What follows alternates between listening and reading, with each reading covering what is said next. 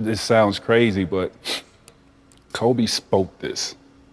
He spoke this. He used to say all the time, I want to die young. Haven't. 41 ans, vous le connaissez tous et vous avez sûrement tous déjà entendu la mauvaise nouvelle. Du coup, on a décidé de faire un objectif. Je voulais être un des meilleurs joueurs de basketball de tous les temps. Et n'importe quoi d'autre qui était en dehors de ce chemin, je n'avais pas de temps pour ça. À quel âge est-ce que ce but est devenu parfaitement clair que c'est ce que vous poursuiviez? J'ai fait cet accord avec moi-même quand j'avais 13 ans. À 13 ans? 13 ans, c'est l'accord que j'ai C'est fait. parfaitement clair pour vous? Parfaitement clair. Et d'où est-ce que venait l'inspiration? L'amour du jeu. L'amour du jeu, le challenge. Genre, je regardais Magic jouer, je regardais Michael jouer, et je les voyais faire ces choses incroyables. Et je me disais, est-ce que je peux atteindre ce niveau? Je ne sais pas, mais on va voir. À 13 ans, j'avais j'avais une liste noire. Et donc, vous savez, il faisait ces classements. C'était les classements des joueurs dans le Street Smith. Et j'étais carrément introuvable. Parce que je faisais genre 1m95, j'étais maigrichant et je pesais 70 kilos tout mouillé. Donc j'étais genre 57e sur la liste. Et donc je regardais le 56e, le 55e, tout en haut jusqu'au premier. Qui étaient ces joueurs? Pour quelle équipe jouaient-ils? Donc quand on est allé en compétition à la AAU, je devais les traquer. Vous voyez? Et donc c'est devenu ma mission au lycée. C'était de cocher chaque autre personne, tous ces 56 autres noms, de les traquer et de les faire tomber. Parce que mon jeu n'était pas d'être meilleur que toi à 13 ans, c'était d'être meilleur que toi quand les pions étaient vraiment en jeu. Donc, quand on jouait à 13 ans, je t'évaluais pour voir quelles sont tes forces et tes faiblesses. Comment tu approches le jeu. Est-ce que tu es stupide à ce sujet? Est-ce que tu es maladroit à ce sujet? Est-ce que tu es bon juste parce que tu es grand et plus fort que les autres? Ok? Ou c'était en vrai tes pensées et tes compétences que tu mettais en avant? D'accord? Et quand je jouais sur mes faiblesses. Je ne jouais pas sur mes forces, je jouais sur mes faiblesses. Parce que quand vous jouez en summer basketball, il y a tellement de matchs. Il n'y a pas beaucoup de travail de compétences à effectuer, donc quand est-ce que vous améliorez? Ok, quand vous jouez dans des situations de compétition, vous jouez seulement sur vos forces. Pourquoi? Parce que vous voulez gagner. Ok, donc ce que je faisais, je travaillais sur les choses sur lesquelles j'étais faible pendant ces matchs. Ok, donc j'avais une stratégie. Ensuite, si on accélère à mes 17 ans, mon jeu était complètement équilibré. Et ce joueur de 13 ans, que je voyais à 13 ans, fait toujours les mêmes conneries à 17 ans. Maintenant, il a un problème. C'était un processus de tous les jours, d'essayer de comprendre les forces et les faiblesses. Par exemple, la capacité de saut. Ma détente verticale était de 1 mètre. Elle n'était pas à 1m15 ou 1m10. Mes mains sont grandes, mais elles ne sont pas énormes. Ok, donc tu dois trouver des moyens de les renforcer pour que tes mains soient assez fortes pour être capable d'attraper la balle et de faire toutes les choses que tu dois faire. La rapidité. J'étais rapide, mais pas extrêmement rapide. J'étais vif, mais pas abusément vif. Ok, donc je devais compter beaucoup plus sur les compétences. Je devais compter beaucoup plus sur les angles. Je devais étudier le jeu beaucoup plus. Mais j'appréciais ça. Donc genre depuis le début où j'ai commencé à regarder des matchs, j'ai étudié le jeu. Et ça n'a jamais changé. Et ensuite en étudiant en dehors de ça, en regardant différentes industries, en regardant des chefs, des auteurs, des acteurs, et comment ils entrent dans le personnage, et ensuite comment ils se maintiennent dans cet état mental. Donc, en regardant différentes industries, en regardant la nature elle-même, et en apprenant de ça, et comment on pouvait incorporer ça dans le jeu. Mec, c'était beaucoup d'études. J'ai adhéré à la méditation. J'ai adhéré à la connexion plus profonde qui existe au sein du jeu. Et donc, quand vous regardez nos équipes, on n'est jamais secoué, jamais. Parce qu'on est toujours dans le moment, toujours dans le présent, toujours extrêmement calme, toujours en train de regarder la réalité pour ce qu'elle est, et en ne laissant pas nos émotions troubler notre exécution. Et ça vient du fait d'être dans cet état méditatif qu'il enseignait et prêchait depuis le premier jour. C'est une bonne séparation pour moi, vous savez, émotionnellement, d'être capable de me mettre dans un endroit où, à l'entraînement, ou quand je m'entraîne, ou pendant des matchs, je change mon esprit en quelque chose d'autre. Je change mon mode en quelque chose d'autre. Ok, pour moi, c'est l'équivalent de Maximus Decimus Meridius dans Gladiator, qui ramasse la terre. Sans la terre, c'est l'heure d'y aller.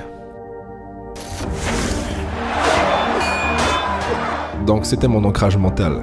C'était comme un acteur qui se prépare pour un film. Vous devez vous mettre dans cette cage. Quand vous êtes dans cette cage, vous êtes ce personnage. Et quand vous partez, ça peut être quelque chose de complètement différent. Mais quand je suis dans cette cage, frérot, ne me touche pas, ne me parle pas, juste... laisse-moi tranquille. Si je suis un de vos potes de lycée, ou si je suis un de vos cousins, qu'est-il arrivé à notre relation? Comment est-ce que cela gravitait quand vous êtes entré dans la ligue et vous êtes déterminé à devenir le meilleur, vous êtes déterminé à devenir l'un des meilleurs? Qu'est-ce qui arrive à notre relation? Elle en souffre. Elle en souffre? Oh oui. Ok. Et vous Oui, parce compreniez que- ça, vous étiez d'accord avec ça? Oui, oui. Et les gens qui vous aiment, comme les amis et la famille, ils savent ça à propos de vous. Donc ils vous laissent être vous. Et quand vous vous réunissez à nouveau, vous savez, vous reprenez là où vous vous étiez arrêté.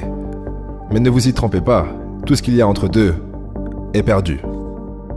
Donc c'est relation long terme, l'engagement de temps. Vous savez, prendre des vacances... Genre, je vois beaucoup de joueurs prendre des vacances avec d'autres joueurs qui sont des amis proches. Et juste prendre des vacances pour prendre des vacances. Ou juste traîner ensemble pour traîner ensemble. Genre, je n'ai jamais fait ça. Parce que quand je prends ma retraite, je n'ai pas envie de devoir me dire « J'aurais aimé avoir fait plus ». Je ne veux pas ça. Vous savez, je ne veux pas ça.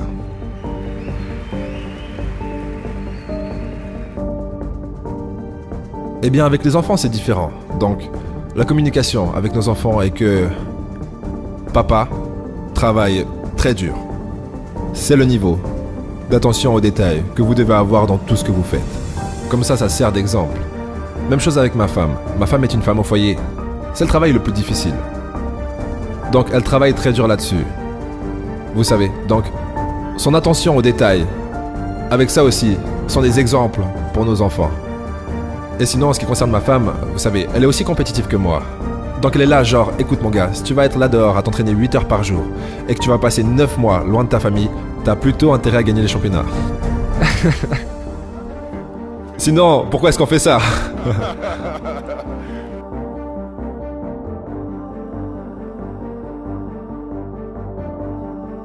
Vous devez mener par l'exemple. En tant que parent, vous devez mener par l'exemple. Si vous voulez que vos enfants fassent, peu importe ce qu'ils veulent accomplir dans la vie, vous devez leur montrer. Vous ne pouvez pas. Vous devez leur montrer. Et c'est ce que j'essaye de faire.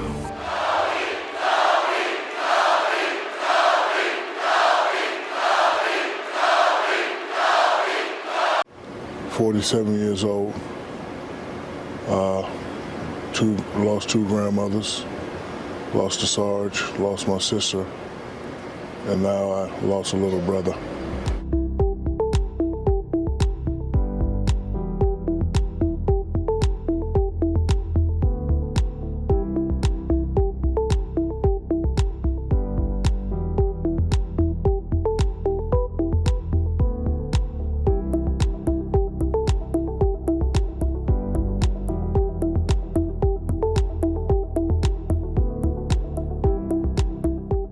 So the other day I'm downstairs working out with my son Shakir and my nephew Columbus. And my other nephew comes in crying and he shows me his phone. And I snapped at him. I said, man, get that out of my face. Just get it away from me. You know, we live in a world where anything could be photoshopped, anything could be hoaxed. I didn't want to believe it. And then we found out it was confirmed. And haven't felt the pain that sharp in a while. It was sort of like a triple stabbing to the heart, because after you cry and wonder about that, then I get back on the internet, Rick Fox is on the plane. So now I'm sick even more. I'm calling Rick, he's not answering. So now I'm like, what's going on? And then the final blow, his lovely daughter was with him on the helicopter.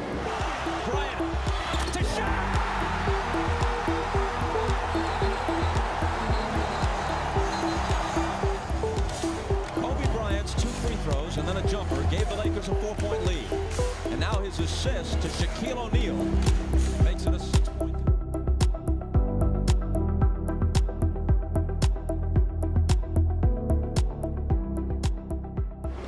47 years old. Lost two grandmothers, lost a Sarge, lost my sister, and now I lost a little brother. Our names will be attached together for what we did. We're not going to be able to joke at his Hall of Fame ceremony. We're not going to be able to say, hi, I got 5, you got 4. The fact that we're not going to be able to say, if we would stay together, we could have got 10. Those are the things that you can't get back. And last time I talked to him was when we were here and I asked him to get 50 and he got 60. It's the last time I spoke to him. And I just wish I could have, so it definitely changes me. I just really have to now just take time and just call and say, I love you. Rick Fox finally called me and said, man, I love you. B. Shaw called me. So I'm going to try to do a better job of just reaching out and just talking to the people rather than always procrastinating, because you never know.